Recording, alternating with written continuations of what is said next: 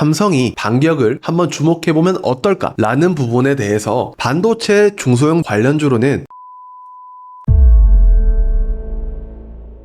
안녕하세요, 대건혼자입니다. 이번 영상은 한 주의 일정을 소개해드리면서 저번 영상에서 제가 말씀드린 부분이 어떻게 되었는지까지 한번 말씀을 드려볼까 합니다. 세미콘 차이나 플래시마켓 서킷 2024에서 SK하이닉스가 기조 연설자로 나오고 미국 플래시 메모리 서밋에 이은 낸드 업계에서 가장 큰 행사 마이크론 테크놀로지의 실적 발표가 좋다면 거봐 맞잖아 하면서 반도체가 갈 가능성에 대해 말씀을 드렸고, 그 다음에 마이크로소프트의 AI PC 출시 부분까지 저는 모두 작용이 돼서 콜라보레이션이 되어 삼성전자와 SK하이닉스의 주가가 상승을 했다고 생각을 합니다. SK하이닉스는 어느 정도 일정의 힘을 받을 수 있겠지라고 생각을 했는데 삼성전자는 상승을 이렇게까지 할 것이라고는 생각을 못했습니다. 그 이유에는 저는 두 가지가 있다고 생각을 합니다. 첫 번째는 젠슨 황과의 어깨동무 사진과 함께 삼성 기대가 크다 라는 부분, 두 번째는 젠슨 황이 퀄테스트 통과라는 사인과 함께 이 사진이 공개가 되면서 저는 이 두 가지가 삼성전자의 주가 상승에 강하게 트리거 포인트가 되었다 라고 생각을 하고, 그리고 SK하이닉스는 왜를 보면 첫 번째로는 TC 듀얼 본더 장비를 한미반도체가 하이닉스양 공급 계약을 체결한 것이 이유라고 생각을 하는데요. 실제로 한미반도체는 SK하이닉스의 HBM용 장비를 추가적으로 공급을 하면서 2천억 원 정도의 수주를 돌파했다라는 소식이 전해지면서 SK하이닉스 실적 좋겠는데? 라는 기대감을 반영한 결과가 첫 번째라고 생각이 되고요. 그래서 엔비디아 향뿐만 아니라 자체 AI 칩을 설계하는 고객사들이 늘어난다면 한미반도체가 먼저, 그리고 SK하이닉스 수주가 그 다음 늘어날 수도 있겠다는 기대감, 그리고 두 번째로는 마이크론의 호실적 발표로 인해서 시간 외의 거래에서 18% 가까이 급등을 했고요. 특히 마이크론 실적 발표의 세부 내용을 뜯어보니까 메모리 칩에 있어서 뚜렷한 회복에 대한 시그널이 나왔다는 것까지, 그래서 반도체 업황의 전반적인 개선이 이루어지고 있다라는 것에 대한 추가적인 기대감이 작용한 것이 삼성과 SK하이닉스의 주가에 충분히 반영이 되었다고 생각을 합니다. 그러면 삼성전자, SK하이닉스 지금이라도? 라는 생각을 하실 수 있는데요. 저는 개인적으로 삼성전자, SK하이닉스에 대한 매력도보다는 이제는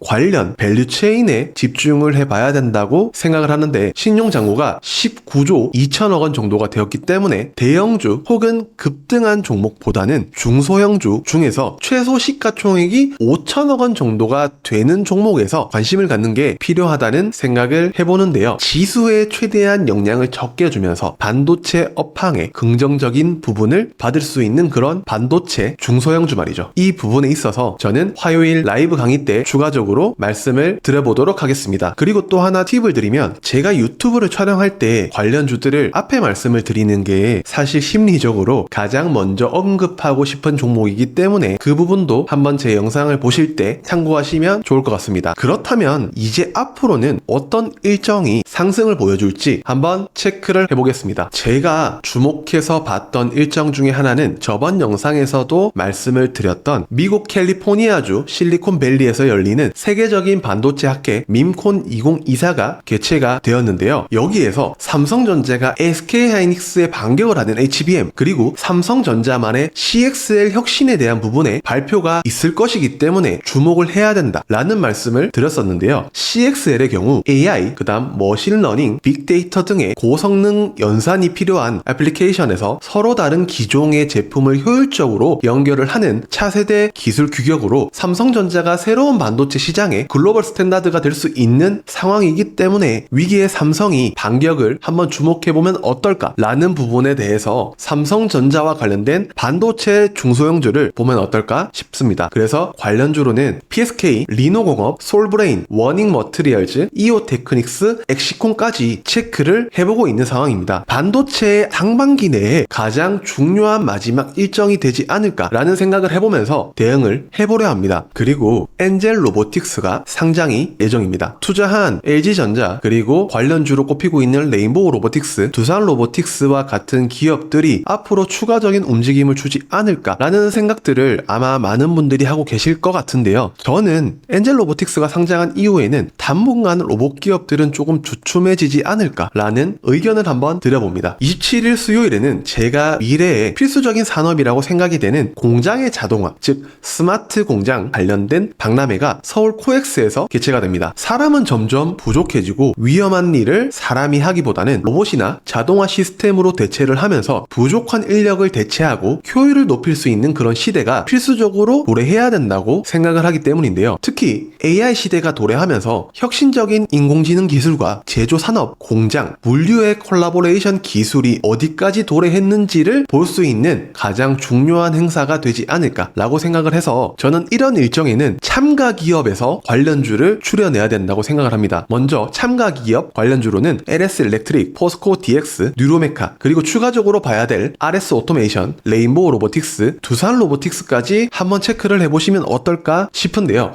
앞에서 말씀드렸다시피 엔젤 로보틱스 상장 이후에 로봇 기업들이 주춤할 수도 있기 때문에 한번 손절을 잘 잡아보시고 대응을 해보시면 어떨까라는 생각을 해봅니다. 손절은 꼭 하셔야 돼요. 왜냐면 짧은 손절을 해야 우리가 그 현금으로 다음 좋은 종목을 가져가면서 추가적으로 기회를 찾을 수 있는 밑거름이 되는 거지, 거기 계속 물려 있으면은 돈이 돌지 않아서 우리가 하는 일정이나 추가적인 매매를 하지 못하기 때문에 손절은 되도록이면 꼭 하시면서 매매를 하셨으면 좋겠습니다. 28일 목요일에는 샤오미가 첫 전기차를 출시하면서 중국에 판매를 개시할 예정입니다. 대략적으로 한 4천만 원대 정도를 예상하고 있는 SU7이라고 불리는 시리즈를 판매할 예정으로, 여기서 우리가 봐야 될 것은 가성비로 스마트폰 시장에서 중국을 장악해온 업체인 샤오미가 생각보다 비싼 가격으로 전기차를 출시한다. 과연 어떠한 방향성을 보여줄지, 그리고 아마 LFP 배터리를 채택할 가능성이 높다고 예상을 하고 있는데요. 이 부분에 대해서 저는 아마도 샤오미 전기차가 생각보다 좋은 영향을 주지 못하면서 오히려 국내 2차 전지 관련 기업에 기회가 오는 트리거가 될 것이라고 생각을 해봅니다. 자, 근데 만약에 샤오미가 생각보다 좋은 결과가 나왔다 라고 한다면 관련 기업으로는 중국향으로 자동차 부품을 수출한 이력이 있는 기업들을 볼 것 같은데요. 그래서 관련주로는 현대공업, 아진산업, 임팩, 그리고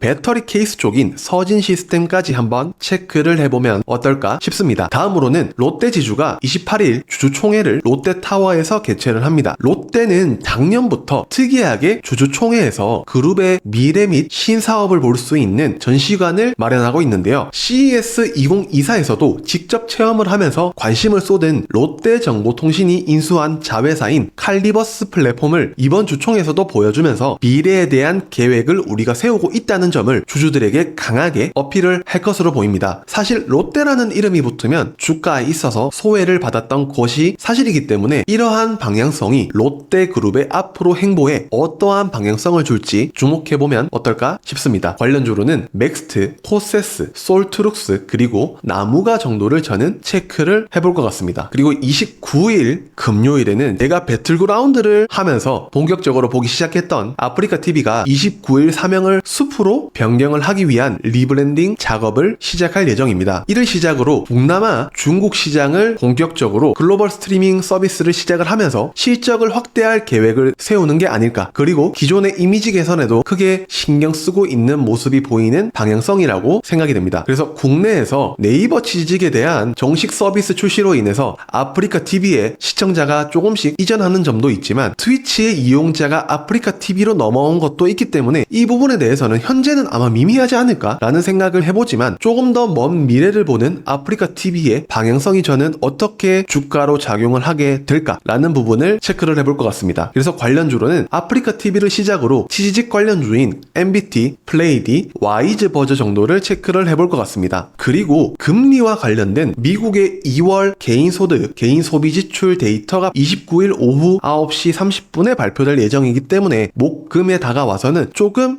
투자를 보수적으로 가져가셨으면 좋겠습니다. 그리고 제 영상을 보면서 한 가지 팁은 관련주래 하면서 가자 하고 보는 것이 아니라 여러분들의 스타일과 보는 관점에 따라서 한 번 더 가공을 하고 난 뒤에 일정까지 보고 투자를 한다면 조금 더 높은 확률의 매매를 할 수 있지 않을까 하는 제 방향성을 보여드리는 것이기 때문에 이 영상을 보고 본인만의 타점과 그리고 투자 방법, 무기를 만드는 데 있어서 도움이 되셨으면 좋겠습니다. 이번 한 주도 좋은 성과 있으시길 바라며 그럼 다음 영상에서 뵙겠습니다. 안녕.